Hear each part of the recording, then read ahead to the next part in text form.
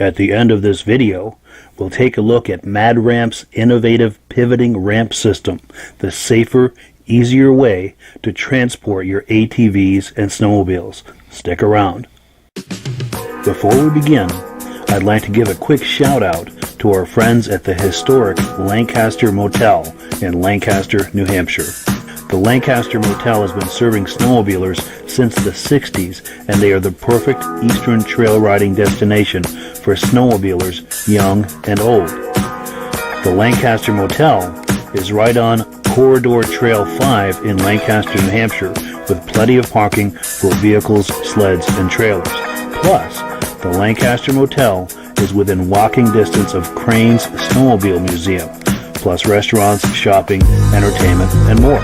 Click the link in the description to learn more about the Lancaster Motel. Yeah, I'm on the phone with Midge Rosebrook. How you doing, Midge? Good, Mike. How are you? Doing well, thank you.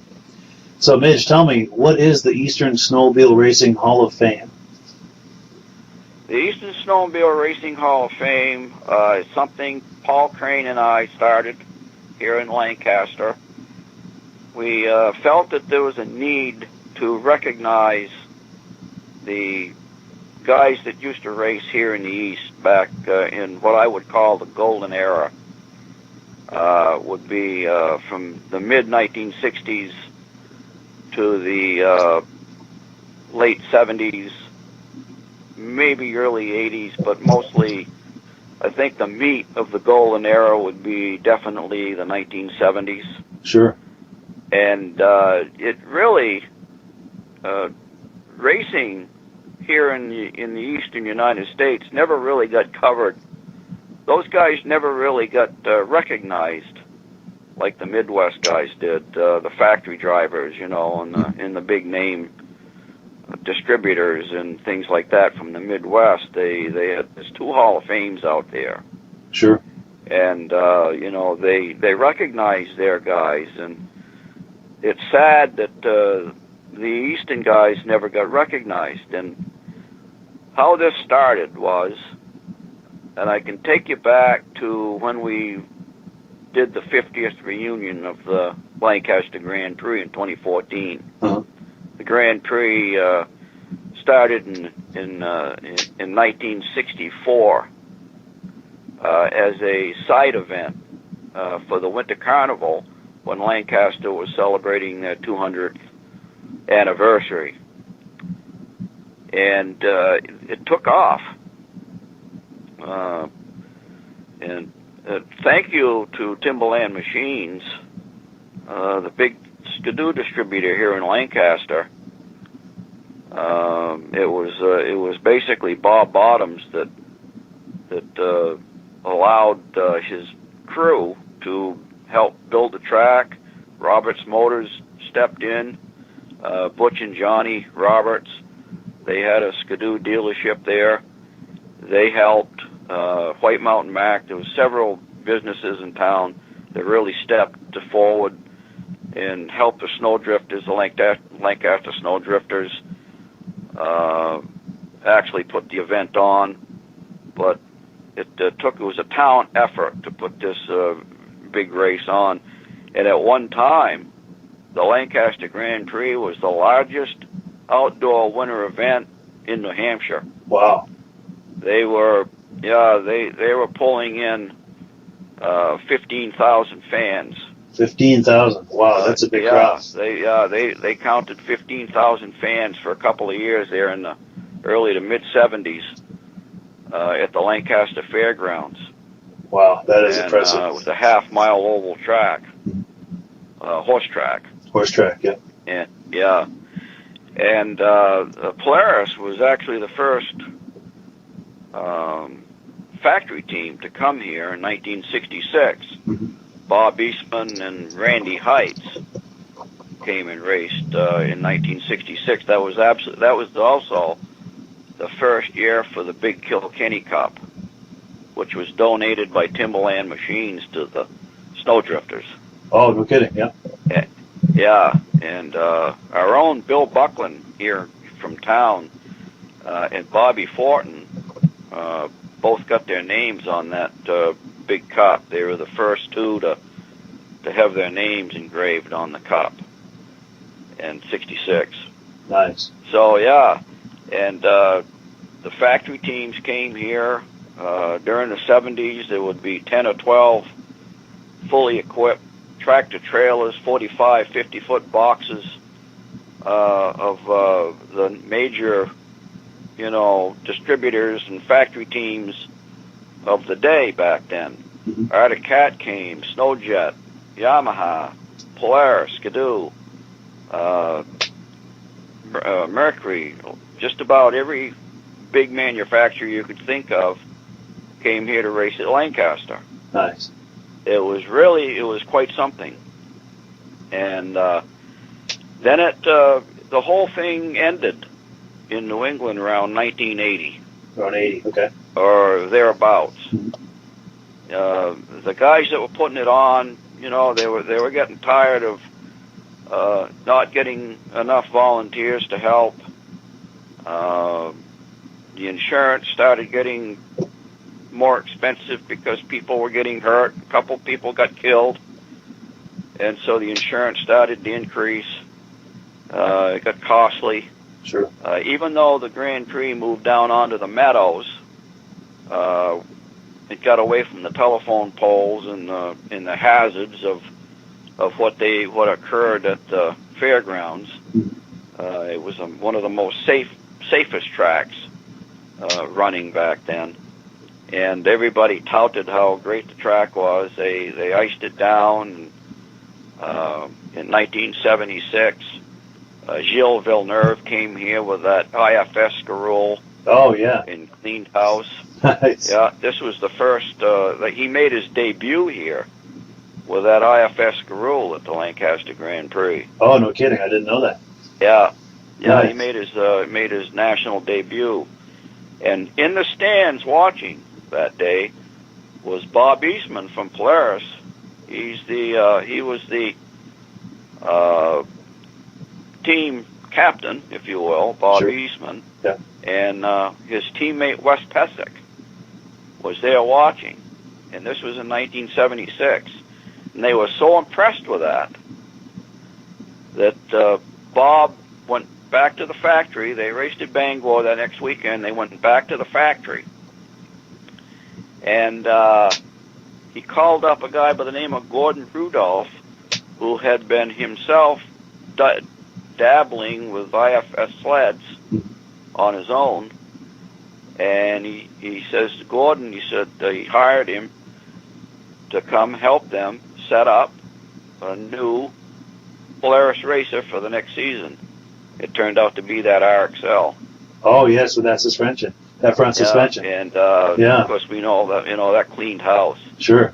And but in 1977, also, it was the last year of the Grand Prix. Oh, no kidding. Yeah, 77 was the last year of the Grand Prix. And they raced in Bangor, for a few years after that, and Scarborough. But basically, by 1980, 81, 82, racing dried up here in New England, and that was about it.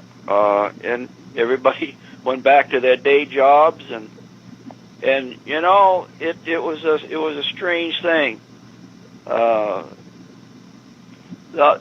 can't think of anything, Mike, in these long, cold New England winters that was ever so as exciting and ever made as big an impact as did snowmobile racing back at its height.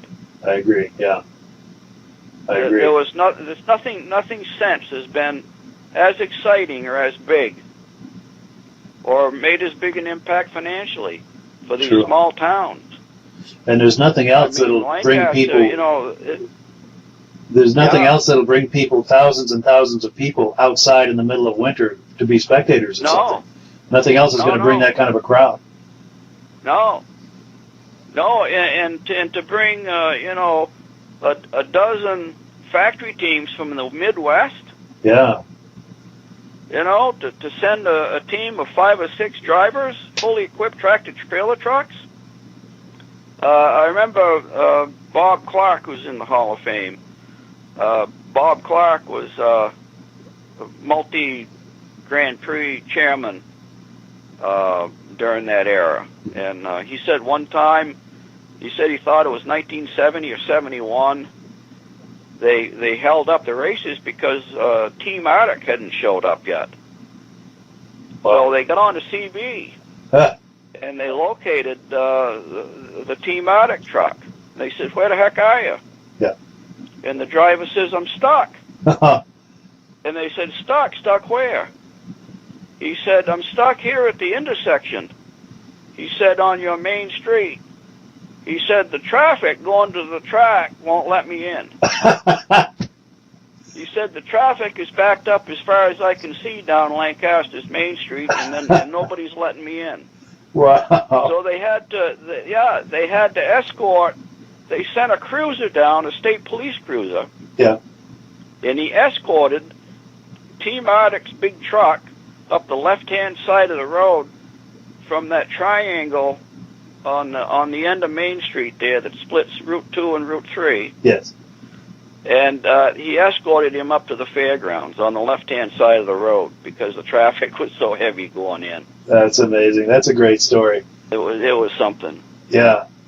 Now, while we're talking about this, I wonder if you could tell me, too, that Lancaster was obviously a massive location and experience for racing, but there were... Yeah. How were they doing that? Was there a circuit around New England where they would do Bangor one weekend and Boonville another weekend? And how were they structuring that?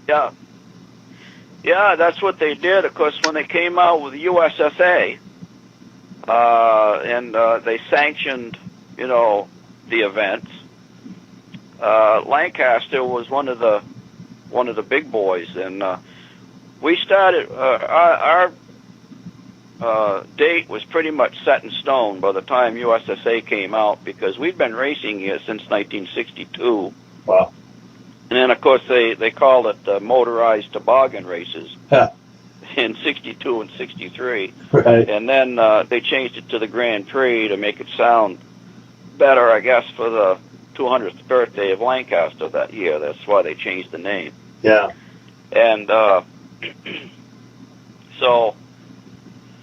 Yeah, Lancaster was on this circuit. Bangor would be, I think Bangor was a weekend either before or after us, and then they did Scarborough. Mm-hmm. They did Jackman. Jackman, I think, was probably one of the first races in the east here, Jackman, Maine. I think that happened like in December or something like that. And, they had a race in Laconia. They had a race in Boonville, New York. And, it was like a circuit. It was big time. That's cool. These guys were professionals. they were pulling $1,500, $2,000, $2,500 a weekend in. You know, like Bobby Fortin was one of the big name drivers here in the East, and where I used to work at the Gulf Station here in Lancaster, he always used to come in, and he'd have a check of $1,000 or $1,500 to win. Wow.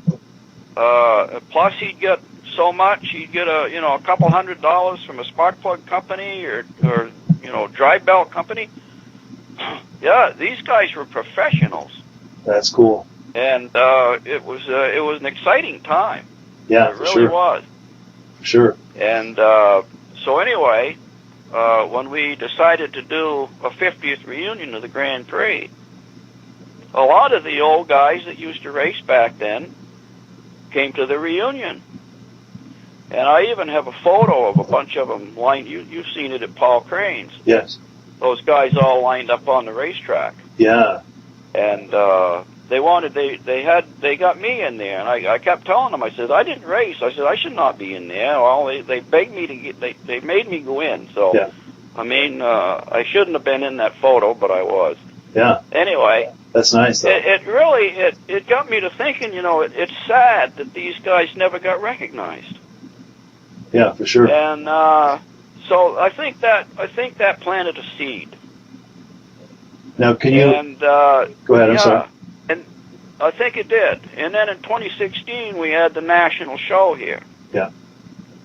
And it packed the fairgrounds, with a bunch of whole beautiful vintage sleds. It just was an unbelievable show. Yeah, it was. I was there. That was an incredible show. Wasn't it great? It was a great show. And so there again, here's Conrad Rollins, Tom Peters, Bruce Dunham, Bob Martin, all came back. And they were getting into it again. So anyway, I said to Paul, I said, I tell you who it was. It was a gentleman from, I think it was the Hall of Fame from St. Germain, Wisconsin, was there selling a raffle sled. He was selling tickets for a raffle sled for that Hall of Fame. And I had, before that, I had sent Bruce Dunham's, Bob Martin, and Conrad Rollins resumes out there just to see what would happen. I wanted to see if maybe I could get one of those guys into the Hall of Fame out there. So Paul approached the guy, and he was on the board of directors as well. So Paul asked him what his thoughts of Bruce Dunham making it into the Hall of Fame that year. And he had a puzzled look on his face, and he said, Bruce Dunham. Boy, he said, that doesn't ring a bell. He said, I know he's not in the top 10. Wow. And Paul came to me, and Paul says, they're not. He says they don't even know who Bruce Dunham was. Wow. He said they're inducting 35 and 40-year-olds out there now, Midge. He said there's no chance. Yeah. He said we'll never get them in. He said there's not a chance. So anyway, I went back home. I didn't sleep. Actually, I think I went up to camp up to Maidstone, and I rolled and tossed and turned all night. And all of a sudden, in the middle of the night, I sat up, and I said right out loud, I said, and my wife wasn't even with me or nobody, I was all alone. Yeah. And I said, that's it. That's it. And I could not wait. This was Saturday. I could not wait for Sunday morning to get a hold of Paul Crane and ask him, so anyway, about 7 o'clock Sunday morning, I didn't want to get him too early, so I waited until 7. So I grabbed the phone, I dialed Paul's number. Paul answered, and I says, Paul, you sitting down? And he says, no. He said, I could. I said, what are your thoughts on having our own Hall of Fame? I said, we could do it at your museum. Paul says, let's do it. Nice. Just like that. Wow. And that's how it started. And the ball has just continued to roll from there.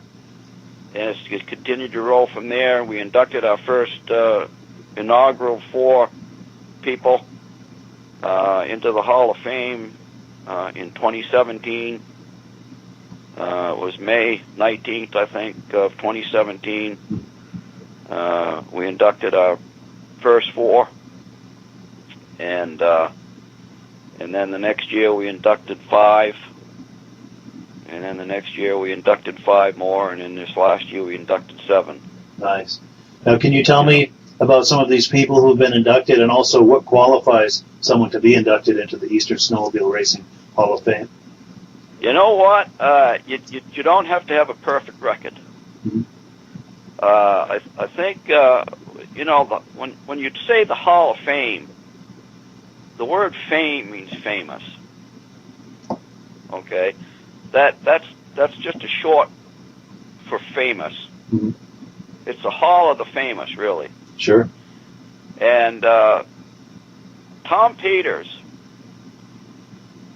For an example, we just inducted Tom Peters this year. He's from northern Maine, way up near the border of Canada. Mm-hmm. But Tom Peters was a hero to those guys up there. And he never raced in any place but Maine. Never went outside of the Maine borders. Yeah. And to those people in those small little towns in northern Maine, there was no bigger name than Tom Peters. Wow. And he was actually inducted into the Maine Motorsports Hall of Fame. The only snowmobile racer to be inducted into the Motorsports Hall of Fame. That's an honor, yeah. Yeah, it is. That's a high honor. But I think they did that because he only raced in Maine. Yeah. So, did he have as big a record as Bruce Dunham? No. Did he have as big a record as Cal Reynolds or Bob Fortin? Right. No. But to those people in northern Maine, Tom Peters was the biggest name in sports right there. Yeah. You know what I'm saying? Yeah. And that's the reason why Tom Peters is in the Hall of Fame. Nice. And I can pick out a few other people that may not have had perfect records, but they were big names here in the East. Mm-hmm. So we try to give, not everybody can make it into the Hall of Fame. I realize that. Everybody should realize that. Sure. But if you did something special, if your name was one of the big names in the East, even though you might not have had a huge record, mm-hmm. you got a good shot. Yeah, good shot of being recognized. And yeah. Nice. Yeah, we've got Bruce Dunham in there. Bob Martin is in there. Conrad Rollins. Those are the first guys that we inducted. Mm-hmm. Calvin Reynolds from Maine is in there. There's quite a few Mainers. We've got, of course, Tom Peters. I just mentioned Tom. Sure. Paul Lamontagne. Paul Lamontagne. Yeah. Paul was he was big. Yeah. Paul was a rough racer, and then later he raced Chaparral, and then he raced Mercury. The name Paul Lamontagne was huge here in New England. Yeah. We've got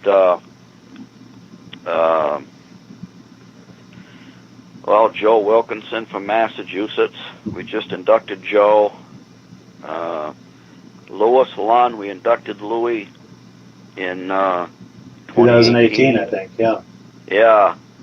And Louis only raced maybe 3-4 years.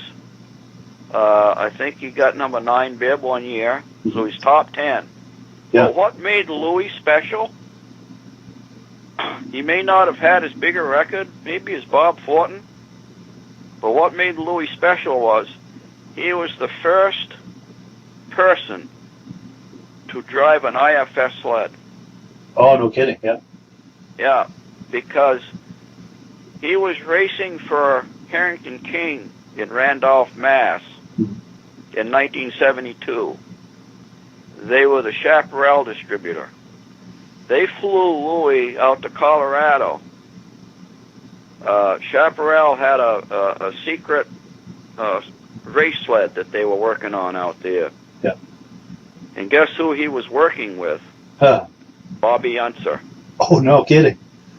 Bobby Unser designed the first IFS suspension on a snowmobile, and Louis was the test driver for Bobby Unser. No kidding. So yeah, that's no Louis small. Lund, he was the very first person to drive an IFS sled. And what sled today doesn't have an IFS suspension? Yeah, that's standard today. Yeah. So that in itself, that's huge. Is a reason why Louis Lund needs to be in the Hall of Fame. Yeah. Yeah. You know, and so that's how we pick and choose the folks that need to be there. Yeah. Yeah. Very nice. Now, what, or I should say, when and where is the next induction ceremony going to be? The next induction ceremony is going to be September 11th, which in itself is, not a very nice date to maybe have it, but it's the weekend after the fair. Okay. And I'll probably say something, about September 11th. And, yeah, to kind of honor that solemn moment. A little something there, right? Yeah. But it seems to be the best date for us because we're inducting a person from New York who is heavily into stock car racing, and his grandson races stock cars, and he's on the pit crew. Yeah. And so that happens to be the only open weekend for them. Gotcha. So in order to have him be able to attend the induction, that's the weekend we had to pick. Sure. Yeah. And this is going to be at Crane's Museum in Lancaster? Yes, this will be at Crane's Museum, and we'll do another outside ceremony. That seemed to work really good. That was very nice. Hopefully it doesn't rain. Yeah. If it does, we'll try to do it Sunday probably. Yeah. As a rain day. But hopefully, usually by that time in the fall, we have really, really nice weather. Yeah. And I'd like to add, too, that if anyone is planning to attend this from out of town, there's no other place to stay. Lancaster Motel. The Lancaster Motel, absolutely. There are good friends over there. Absolutely. They've stepped to the plate. They are so all over this thing. The Lancaster Motel grew up with snowmobile racing. I believe that was built in 1956. Mm-hmm. It was built by Norman McLaughlin. Yeah. His daughter Sally married Mike Beatty, who is in the Hall of Fame at Riverside Speedway as a stock car racer. He was a well-known stock car racer here in New England back during the 60s and early 70s. Yeah. And Mike Beatty was a multi-Grand Prix chairman. So there's a big history of the Lancaster Grand Prix tied to the snowmobile circuit racing. Yeah. And didn't they used to have the award ceremony at the Lancaster Motel? That's where they had the award ceremonies during the original Grand Prix. Yeah, and I think a lot of the racers stayed there. Yeah. Yeah, I mean, can you just imagine, Mike, bellying up to the bar with Bob Eastman or Larry Coltham? That would be amazing. Or one of the Trapp brothers, they were all here. That's where they stayed. That would be amazing. This place is huge. Yeah. Not in size, but in history. Yeah, the history is rich. Yeah, very rich with the Lancaster Motel. So I think we probably will have to make that our official site. I agree. For the Hall of Fame, the Lancaster Motel is the official place to stay. Yeah, for sure. There's no other. And and they fixed the rooms all up. The people that just purchased the motel have done a tremendous job on the place. They've gone through every room. They put in all new Wi-Fi, new TVs, refurbished every room. New flooring, everything. They brought it back up to snuff, and it's going to be it's a great asset. Yeah, to and the it's town and to this Hall of Fame. And it's just walking distance from the ceremony. Yeah, it's only a block away. Yeah, from Crane's Museum and the ceremony. Yeah. Yeah. Now let me ask you this. Each year that I attend this induction ceremony, the crowd gets bigger and bigger. So this is something that's growing and the future is looking bright. What are you thinking are plans for the future for the Eastern Snowmobile Racing Hall of Fame? What are you thinking about the future of this? Well, we're going to try to continue adding more of the original racing pioneers that raced, back in the day. Yeah. They're getting older all the time. They're in their late 70s, mid-late 70s, early 80s, and we'd like to get them, here while they're still with us. Yes, the clock is ticking. That being said, when I did Cal Reynolds in 2018, we put Cal on the wall, and he was huge back then. He was a skidoo racer, and he won about everything going. Yeah. And anyway, after the ceremony, instead of going up for photos, instead of thinking about himself, Mike, I felt an arm across my shoulder, and it was Cal Reynolds whispering in my ear. He said, Midge, he said, Bob Fortin really needs to be up there. And I says, I know, Mike. I says, I know, Cal. You know what, though? What we're thinking about doing is getting all the people up there that are with us first, and then we'll try to do the ones that have passed away at a later date. And he shook his head and he said, Midge, he said, that Bob Fortin needs to be up there more sooner than later. Yeah. And so I told Paul what Cal said, and Paul said, yeah. He said, what we probably should do is induct 4 people that are with us, and maybe one who's passed away each year. Yeah. Because you know what? Their families aren't getting any younger either. That's true, isn't it? Yeah. Good point. So in 2019, we had Bob Fortin's 2 sons, Michael and David, attend. And I asked Cal, I emailed Cal, and I said, Calvin, would you please say a few good words about Bob Fortin, because you raced against him. He raced for Timberland Machines, and he knew Bob very well. He said, certainly. He said, I'd love to do that. So I introduced Cal when we did Bob, and his 2 sons stood up there.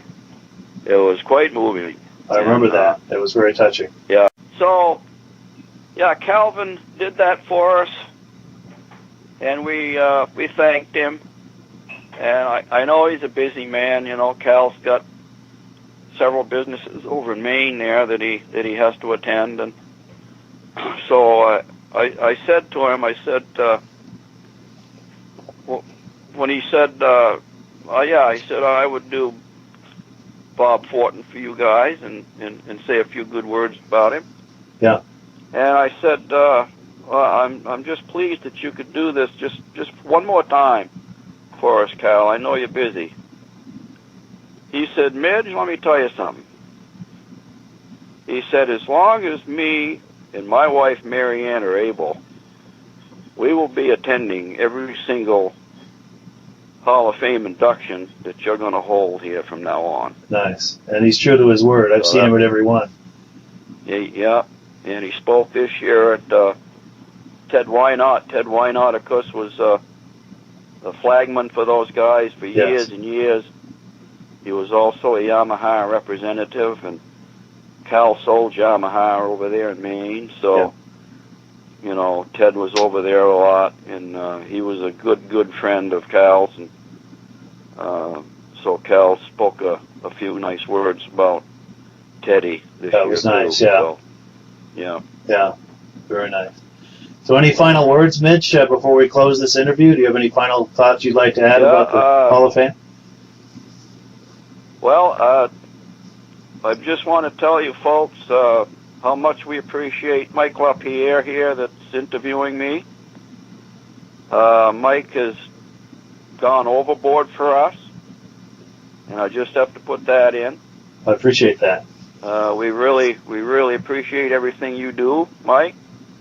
Well, you're very welcome. As far as this Hall of Fame, we hope to continue this down the road, and we hope to get as many of our original pioneer racers who were big names back then on the wall at Paul Crane's museum.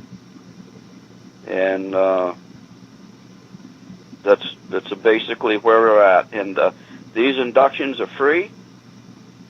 Anybody can attend. Bring a lawn chair and join us. If you are my age, I'm going to be 70 in March. If anybody out there remembers those events the way I did and stood out in the cold for 3 hours or 4 hours watching those guys race, if you can remember the exciting time that was, then this is for you. Yeah, because reliving the golden age. You get to cheer these guys on. You get to shake their hand. You get to talk to them, and you get to see these guys be recognized. That you know, it was just an event that will never come back again. We'll never ever see anything that exciting again. And if you want to relive those moments just one more time, please join us. And the next event is September 11th, 2021, at Paul Crane Snowmobile Museum in Lancaster. Yeah. And I'd like to add to that, to what you just said. Right now is the golden age of celebrating the golden age of snowmobiling. Exactly. It truly is. And yeah, I'd like to invite everyone who's within driving distance to come on by and enjoy it with us. It grows, it gets bigger every year. It's a wonderful thing. Yeah, stay at the Lancaster Motel. Yeah. Yeah, and come by to the after party at the Lancaster Motel as well. It's a wonderful time. They have an after party at the motel. I mean, you know, back years ago during the Grand Prix, I told these guys, I said, you race handlebar to handlebar all day long and stand elbow to elbow at the bars all night. That's true. It was. They used to pull the engines off because, you know, these guys. These guys are crazy. They used to pull the engines off their sleds and take them inside the motel room and rebuild them for the next day's race. Nice.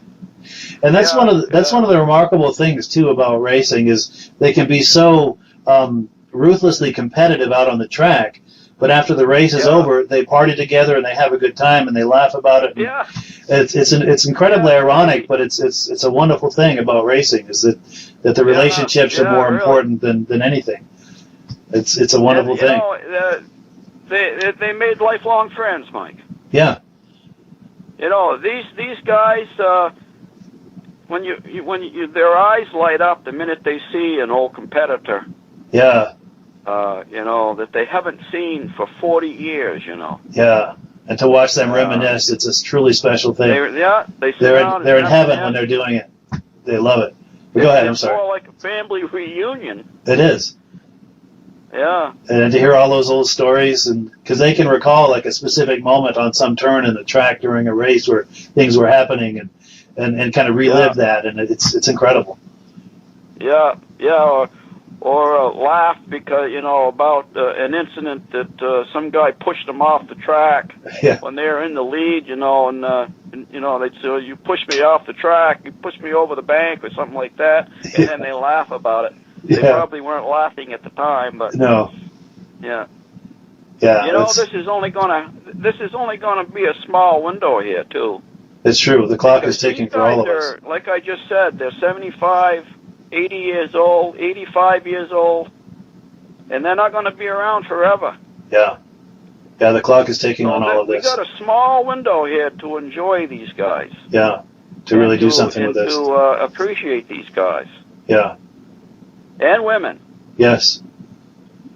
Yeah, there were some truly remarkable women in this racing as well. Oh, yeah. Yep. Judy Rinaldi. Yes. 10 World Series. That's incredible. She won 10 World Series. Yeah, that's amazing. No man has ever done that before. So, she's, there's nobody close. No. Unbelievable. And the nice thing about her too is to think about someone so accomplished, but to visit with her, she's just the easiest person to talk to and the most relatable, personable person. Very down to earth, just a classy lady. It's and I could say the same of the rest of them as well. For all of their accomplishments, they're very down to earth. Yeah, those are the nicest people. It's true. Yeah, no egos, just very approachable. Nice yeah, it's wonderful. Yeah, they all are. It's true. Yeah. No, Paul LaMontagne. I mean, who wouldn't want to party with Paul LaMontagne? Yes. He's the best guy to hang out with. Lucky guy. Yeah, he's a lot of fun to visit with. He's a lot of fun. He really is. Yeah. Yeah. Yeah. Well, good. Well, I appreciate your time with us, Midge, and we'll close it out. But I really appreciate your time, and we'll have more interviews on this topic, I'm sure. Oh, absolutely. Yeah. Alrighty. I've got more tales to tell. Well, good. We'll look forward to it. Okay. All right. Thanks for this, Mike. You're very welcome.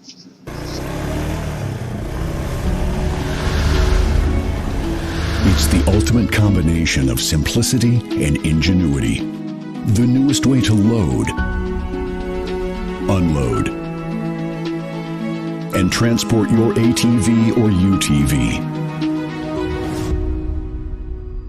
The Mad Ramps Pivoting Ramp System.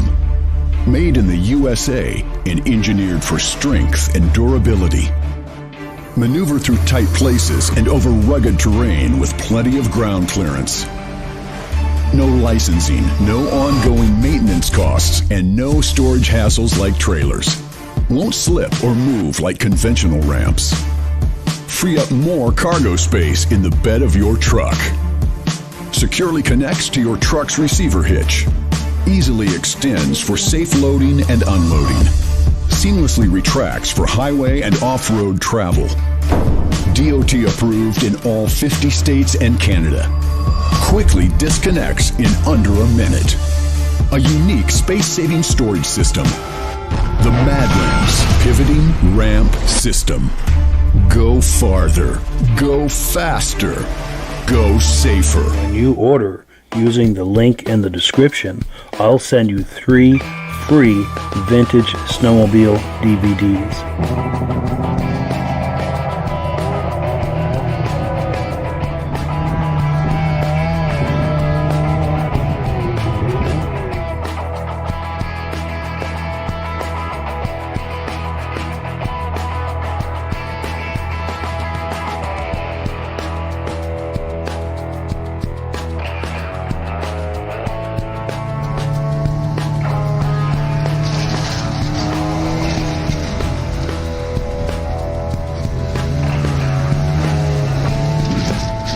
When you order using the link in the description, I'll send you 3 free Vintage Snowmobile DVDs.